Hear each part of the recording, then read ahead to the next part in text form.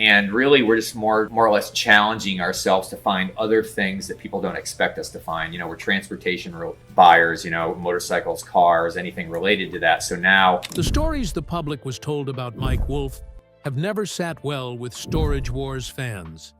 They always knew something was amiss with the way the actor was portrayed as a smooth-sailing character on television. Now that his career has faded, the bits and pieces that were intentionally kept hidden have come to light. Now, they ask, why did Mike never speak out against these attacks?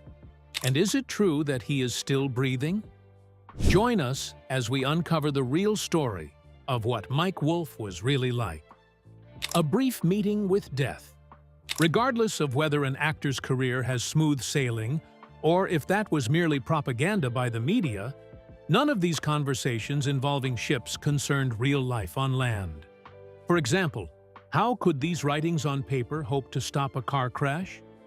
What happened on the night of September 12, 2025, in Columbia, Tennessee, was not something the pair of boyfriend and girlfriend had prepared for. This event was like a nail on the head of an already half-dead man, one who had already lost his best friend, love, and a large chunk of his fortune. This nail brought him his last bit of hope and his new love interest within inches of losing their life. Mike Wolfe and Leticia Klein were driving a vintage Porsche 356 through Columbia when a 76-year-old man named Lerone Heads pulled out abruptly from a side street in an SUV and rammed into them. When Leticia was giving police reports on the incident, she described it as a situation that gave them little to no time to react. In this incident, the impact was devastating, but it could have been worse. Just before the major impact moment, Mike quickly broke the steering wheel with his body and prevented himself from being impaled by the steering column. In the end, he managed to escape with minor scrapes as he was released from the hospital the following day with just a broken nose, stitches, heavy bruising across his face, and injuries to his knee and wrist. Leticia Klein, on the other hand, had more severe injuries. She had various parts of her jaw broken ribs, a fractured sternum, and a partially collapsed lung. She underwent multiple surgeries and spent weeks in the hospital before beginning what would be a long recovery. This accident, despite its being minor for him, was still destabilizing to a degree. The following morning, to keep up appearances and shut down the mouths of cunning media outlets, Mike posted on his Instagram story, "By the grace of God, we're both safe and okay." Then afterwards, he posted a photograph of the wreckage of the Porsche alongside the words, "It's been a rough night, but now there's light at the end of the tunnel." Lerone Heads, the drunk driver, was subsequently charged with DUI, vehicular assault, and failure to yield resulting in serious bodily injury. After 4 months away from being her usual self, Leticia finally returned to TikTok in December to announce that she was preparing to give her victim impact statement in court, saying, "Even though I'm still limited with speech, I have a lot to say." On the other hand, Mike described the accident as another second chance, a phrase that carried a weight it would not have carried in a different year. It was so heavy because he had already spent the previous year and a half losing everything. He ended up describing the stage as a calling to simplify his life and focus on what matters most. Why was he even with Leticia during a crash? In official records, it is stated that he is married to Jody Faith, or was he cheating? A bond put asunder. Mike Wolfe married Jody Faith on September 8, 2012, in a ceremony in Leipers Fork, Tennessee, that was themed around the 2000 Coen brothers film, "Oh Brother, Where Art Thou?" A detail that says everything about how strong and unique the union they both shared was. During their marital episodes, Jody had managed his social media accounts and many of his business operations. She did this especially throughout the height of American Pickers' popularity. as Mike was so busy with media satisfaction, PR, shoots, and most importantly, resting. Together, they had one child, a daughter named Charlie Faith Wolfe. She was born in the same year they married, and he has since kept her away from the media and spotlight, only occasionally sharing updates about her on his personal Facebook and Instagram page. For most of the show's first decade, the Wolfe family was a stable domestic backdrop for the on-road adventures of the husband's television persona. They benefited heavily from proceedings with a house in Leiper's Fork and a property in LeClaire. But sometimes, good things just aren't meant to last. This lovely family's separation came in June 2020 at the hands of Mike's wife's selfishness. Jody Faith secretly went and filed for a divorce in November of that year because of various reasons with irreconcilable differences at the forefront. The settlement was finalized in 2021 and required Mike to pay approximately $634,000 in alimony. Jody also received full ownership of their Nashville home and another property in North Carolina. Along with this, she went as far as requesting a share of American Pickers' royalties all through till 2026. There was nothing he could do but relinquish all he had bled to build for her. In most cases of divorce, it showed a one-sided property haul through division. And while this was true, Mike still managed to retain a few other properties. These were probably the ones she had no interest in claiming. This situation was never made public, and the specifics of what went wrong inside the marriage remained a secret to fans and rivals alike. The next chapter of his life included an affair with Leticia Klein, a former model and motorcycle enthusiast whom Mike began seeing in and around 2021. To those who followed his social media religiously, it immediately became obvious how her presence in his life elevated him from the depression of losing his family and property. Leticia shared the same specific combination of interests as him: interest in vintage vehicles, open roads, and that particular American aesthetic that Mike had been documenting his entire career. This common ground made her presence feel less like a rebound and more like a comfortable bed to lie on. They shot a commercial for Harley-Davidson together, traveled, got into accidents, appeared together at the Day of Reckoning film premiere in Los Angeles in March 2025. When asked about marriage, both of them would give the same answer. They were enjoying their lives and not in a hurry to define anything more than that. And much like his stance on marriage, there was one point in Mike's life that needed defining that he conveniently chose to ignore. Friendship divorce hurts way more. Mike Wolfe and Frank Fritz possessed a special bond that had a foundation made of so many things. Aside from how well they related and their line of work, these two individuals possessed too many similar traits. Looking back, this might have been as a result of the long time they spent with each other, or perhaps it was just a case of platonic soulmates and fate. Frank Fritz stood beside him for the first 11 years of his television contract run, and the chemistry between them shown on camera was immense. This chemistry was actually the product of 40 years of friendship rather than lucky draw casting. This was the reason why their dynamic read differently on screen and was way better than the usual synthetic dynamics present in most reality television partnerships.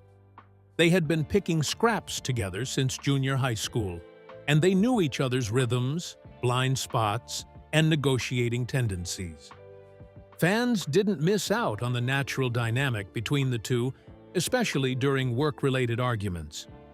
When Frank would spot something Mike had walked past, the reaction from him would be of some sort of friendly irritation, rather than a pretended surprise or genuine disdain. When they argued over a price, the argument would have the texture of 40 years of familiar disagreement, rather than the usual scripted back and forth. Much later, this beautiful friendship ended. And when exactly it ended, the way it ended, and who ended it were kept from the public's view. The only story the public received painted Mike as the villain, and he chose not to correct it. But instead, he spent 3 years absorbing the villain narrative rather than telling the truth. This happened in July 2021, when Frank Fritz's departure from American Pickers was announced, and the press immediately constructed a feud narrative against Mike. Frank chose not to encourage these feud claims, instead of debunking or staying silent. Frank boldly told reporters that the show had been biased towards Mike by 1,000%. He mentioned that they had not spoken in 2 years and suggested Mike was purposely replacing him with his younger brother, Robbie. Immediately, fans took sides, and social media comment sections filled up. In response to this, Mike posted a careful, warm Instagram message about missing Frank and wishing him well. Upon seeing this, Fritz publicly dismissed it as a scripted and insincere act. They never interacted again until it was near the end for Frank. During the pandemic, Frank injured his back and underwent surgery. Because of this, he took an opioid prescription for the surgery. And in that same year, the isolation of the COVID lockdown hit him. As luck would have it, this was also the same time in which there was a collapse in his romantic relationships. He was also without his 40-year-old friend, whom he had just left for dust. With all these setbacks, he wasted no time before delving into addiction. Later on, when production resumed and the authorities started requiring negative drug test results as a condition of filming, Frank could not provide any, and the network ended up making the decision to boycott him. It ended up costing Frank a major part of his career and the removal of his legal rights.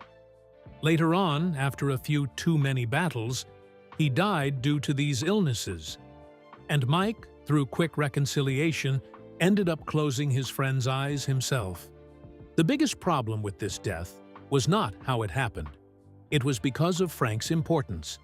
Because Frank was such an important character to the show, everything started falling apart when he died. In the end, it all ends. In December 2025, Danielle Colby posted a video on her 50th birthday announcing that American Pickers was done. She described it as a financial crossroads, said she had found out the show was finished, and thanked fans for 15 years of watching. Following this abrupt announcement, she got an immediate response, and headlines ran across every entertainment outlet. Mike, who was in the middle of voiceover work for his new History Channel series, responded within days, trying to debunk the claim. He and the History Channel confirmed that there was no truth to the cancellation rumors and that production would resume after Mike completed his new project. Danielle later clarified that her perspective had been primarily financial, and that Mike later called her to assure her that things were still happening. But this just served as subtle foreshadowing to the show's coming decline. In the most current season of this new show Mike was working on, an episode was dedicated to Frank Fritz. And in there, Mike had to openly confirm the death of his friend for the first time in public. He revealed that what hurt him the most in this situation was how they never got to reconcile properly before his death, and how it was all just one whole big misunderstanding. Now, Mike Wolfe is 61 years old, living in Tennessee, co-parenting a teenage daughter with his girlfriend, recovering from a car accident, hosting a new television show, keeping the antique archaeology store in LeClaire open after closing Nashville, and trying to be less secretive. He appeared in the Western film Day of Reckoning alongside Leticia Klein, which premiered in Los Angeles in March 2025, marking his first significant acting credit outside the reality television world he built. After all that, he still maintained his endorsement relationship with Indian Motorcycles. He also operates Two Lanes Guest House in Columbia, Tennessee, where guests stay in a property furnished with pics from the show. These ordeals marked the end and pivot of Mike's career. And while it may seem like a how the mighty have fallen case, It was once a career heavily revered by tinkers worldwide. The pre-negativity era of tinkering. Before stardom, Mike was a hustler on the streets of entertainment, looking for his big break. At one point, he was pitching a tinkering niche television for 5 years to all these networks that had noise cancellation earphones on. When the History Channel finally picked up his call, everything changed at once. His obsession turned missed calls into the highest-rated premiere in History Channel history. American Pickers premiered on January 18, 2010, and drew 3.1 million viewers on its first night, the highest-rated History Channel debut since Ice Road Truckers launched in 2007. By the end of the first season, an average of 5.4 million viewers were watching each episode, a number that was beating iconic shows like American Idol and its close competitor, Storage Wars. Perhaps it was because of the simplicity of its concept. Two guys drive around in a van buying old things from people who have too many of them? During a particular shoot day, Mike walked into a barn that had not been opened in 30 years and found a 1930s motorcycle under a tarp. According to the directors and crew, the look on his face was not the look of a man who was calculating the resale margin. It was the look of someone who had been looking for that specific thing his whole life and had just found it in the exact place he had been told to look by angels. That hunger for tinkering is either there or it is not, and it cannot be faked across 27 seasons of television. He was perfect and instrumental to this success. The show also gave Danielle Colby a significant supporting role as the manager of antique archaeology in LeClaire. She was present as the anchor of the home base while Mike and Frank were on the road, giving the show a structural shape that a pure road trip format might have lacked. The banter between the trio felt real because the relationships were real. And the relationship felt real because it had existed long before any camera crew knew either of their names. Not just the relationship and chemistry, the people were real too. They were really just three down-to-earth characters who were brought on air to tinker together. That said, how was Mike Wolfe before his television arc? The origin of the Wolverine. Mike Wolfe was born on June 11, 1964, in Joliet, Illinois. As the second of 3 children raised by a single mother in a household where money was tight and resourcefulness was a necessity. He was 4 years old when he started going through the trash in search of gold. Once he found a bicycle in the bushes behind a neighbor's house and put air in the tires, wiped it down, and rode it until an older kid offered him $5 for it. He wasted no time taking the $5. He didn't need to be told twice. He needed to eat. And in that transaction, the entire logic of his adult career was established. Later on, his family moved to Bettendorf, Iowa, and Mike ended up growing up in the Quad Cities region with a boy he had just met named Frank Fritz. Literal future co-stars on national television who had no clue what they were going to become. The only clues they had were the ones in the dirt trails leading to more dirt, and the only thing they knew was that they were both pickers. He and Frank grew to become best friends and have done everything together ever since they met in the 8th grade. Frank was born on the 11th of October, 1963 in Davenport, Iowa. Frank Fritz was a lifelong collector who started by hunting for treasures like beer cans, rocks, stamps, and coins as a kid. He grew up in the Quad Cities area, developing a keen eye for antiques at local flea markets and yard sales. As a teenager, he grew interested in bikes and motorcycles, and he often walked along railroad tracks to find items discarded by others. Mike would walk to school through the alleys rather than the streets, because the alleys were where the garages were. Here, the garages were open, and he could see people tinkering on some junk. And then, some days later, interesting things magically ended up in front of the house. He never stopped walking that way and asking how. By his 20s, Mike became a competitive cyclist, racing at Cat 4 and Cat 3 levels from 1989 through 1998. After this arc, he opened 2 bicycle stores in Iowa during the 1990s, the Village Bike Shop in East Davenport and a second store in Eldridge. He financed them by selling a 1934 Harley-Davidson motorcycle to a collector in Bangkok, Thailand. After a few steps, he closed the bike shop and hit the road.